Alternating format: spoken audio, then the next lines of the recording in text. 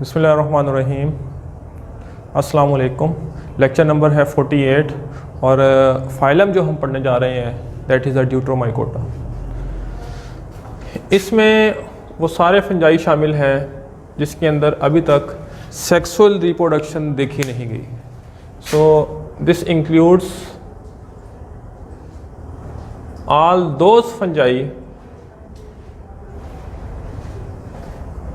in which sexual reproduction has not been observed. Mostly इसके जो members हैं वो रिलेट करते हैं, सिमिलैरिटीज़ शो करते हैं ज़ाइगोमाइकोटा के साथ, लेकिन कुछ ऐसे भी हैं जो एस्कोमाइकोटा और बेसिडियोमाइकोटा के साथ भी सिमिलैरिटीज़ शो करते हैं। सो दे show similarities, most similarities to zygomycetes and कुछ ये शो करते हैं टू एस्कोमाइकोटा एंड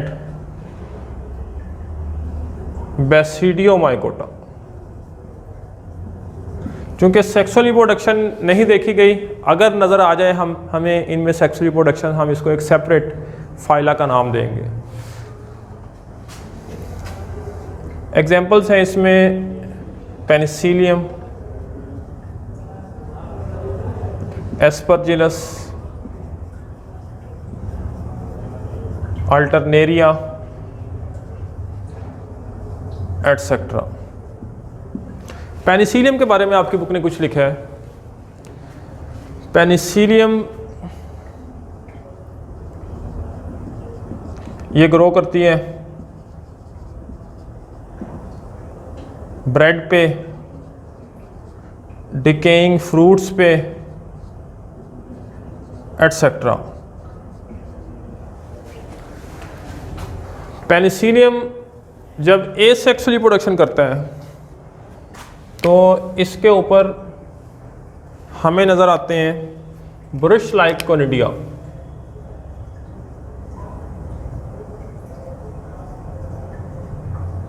ये ब्रश लाइक कोनिडिया, याद रखिएगा, this is the major characteristic of the penicillium. आप स्लाइड्स की आइडेंटिफिकेशन करते हैं प्रैक्टिकल में। आपने स्लाइड देखी, आपको कोई चीज़ बीच में नज़र आई, डिफरेंट फंजाई हो सकते हैं, लेकिन पेनिसिलियम कहाँ से पहचाना जाता है? अगर आपने पेनिसिलियम को पहचानना है तो ये जो कोनिडिया की अरेंजमेंट होती है ना, ये ब्रश लाइक होती है, जैसे कि टेक्स्ट बुक ने भी लिखा है, brush like arrangement of the conidia is the characteristic of the Penicillium. Penicillium के बारे में ये खास बात है, इट कैन ग्रोज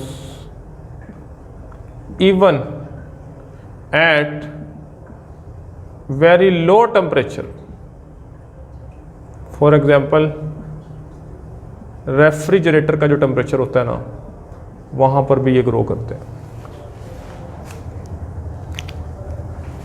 नेक्स्ट इसमें आता है adaptations to terrestrial mode of life.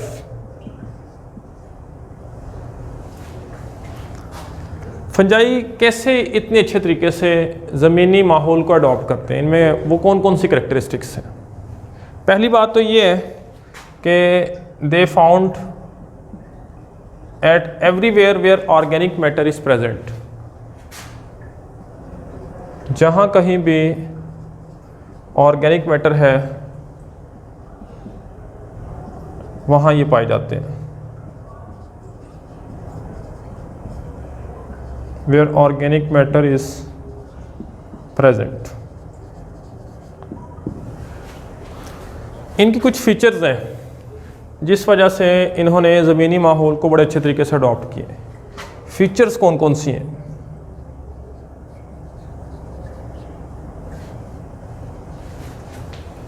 Number 1, extensive spread of hyphae. इनके जो हाइफी हैं वो बड़ी तेज़ी से फैलते हैं, दूर दराज इलाकों तक फैलते हैं। जितने हाइफी ज़्यादा फैलेंगे, ज़्यादा न्यूट्रिएंट्स को, ज़्यादा वाटर को ये अब्जॉर्ब करेंगे, इनकी ग्रोथ ज़्यादा होगी और ज़्यादा फैलेंगे और ज़्यादा एरिया को कवर करेंगे। तो इनका ज़्यादा जो फैलाव है ज़मीन के ऊपर, ज़्यादा तादाद में जो पाया जाना है, उसकी शायद सबसे बेसिक जो रीज़न है वो ये है कि इनके हाइफी में ज़्यादा पेनिट्रेट करने की ज़मीन के ऊपर और ज़मीन के अंदर सलाहियत है।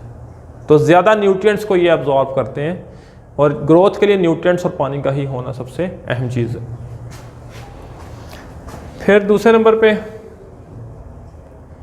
इंक्रीज साइटोप्लाज्मिक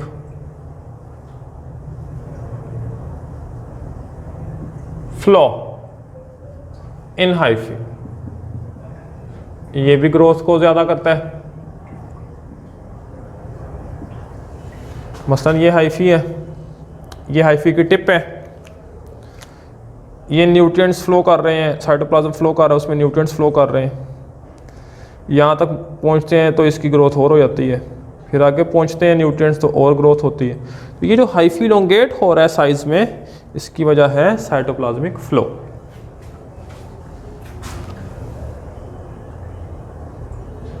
इनमें रूट्स की तरह के स्ट्रक्चर्स होते हैं, राइजोइड्स, जिसका काम एब्जॉर्प्शन भी है, ज़मीन से न्यूट्रिएंट्स वाटर को एब्जॉर्ब करना है, ज़्यादा न्यूट्रिएंट्स आएंगे जितने राइजोइड ज़्यादा होंगे। और दूसरा एनकरेज भी है, यानी बॉडी को ज़मीन के साथ जोड़े रखना।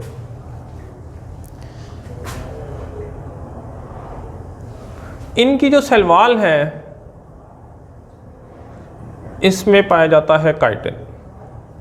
इंतहाई रिजिड है, सख्त है, मजबूत है। मजाल है किसी वायरस की, किसी बैक्टीरिया की जो इसकी सेल वॉल को तोड़े, डैमेज करे और फंगस के सेल में इन्फेक्शन काज करे। जनाब, बल्कि ये सलाहियत रखते हैं ऐसे एंजाइम्स रिलीज़ करके जो प्लांट की सेल वॉल को दूसरे जानदारों के ऑर्गेनिजम्स के अंदर पेनिट्रेट कर सकते हैं।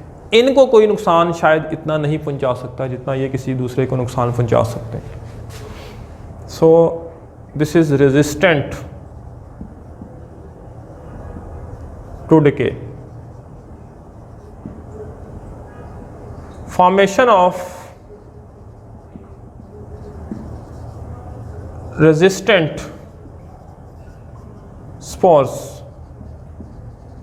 और सेल्स अंडर अनफेवरेबल कंडीशन भी है। स्पोर्स और कुछ बाइफ्लैजिलेटेड सेल्स बनाते हैं।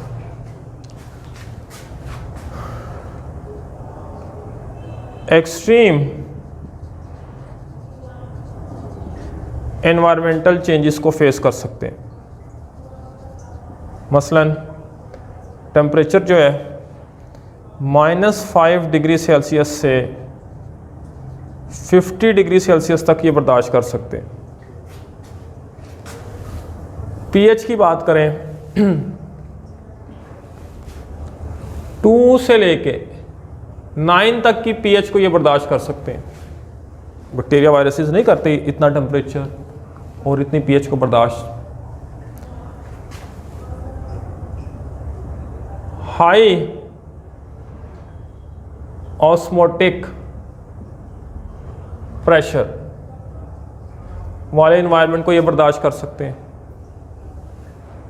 जिसमें सोल्यूट की कंसंट्रेशन ज़्यादा होती है। शुगर सॉल्यूशन, साल्ट सॉल्यूशन को बर्दाश्त कर सकते हैं। अब आपको पता चला होगा कि आपके पास अगर ऑरेंजेस हैं और उनको आपने रेफ्रिजरेट किया हुआ है, ऊपर रेफ्रिजरेटर में रखा है, इनको किसी दूसरे जानदार से ख़तरा लाहक नहीं है कि ये ख़राब हो जाएंगे, लेकिन इनमें चांसेस हैं कि पेनिसिलियम फंगस इन्फेक्शन काज कर सकती है और इनको ख़राब कर सकती है। सो जितनी एक्सट्रीम वेरिएशन को और इन्वायरमेंटल फ्लक्चुएशंस को ये बर्दाश्त करते हैं फंजाई, कोई दूसरा जानदार नहीं करता। So due to these characteristics and features we can say they are the successful group of the organisms on the land. Thank you very much, take care, अल्लाह हाफिज़।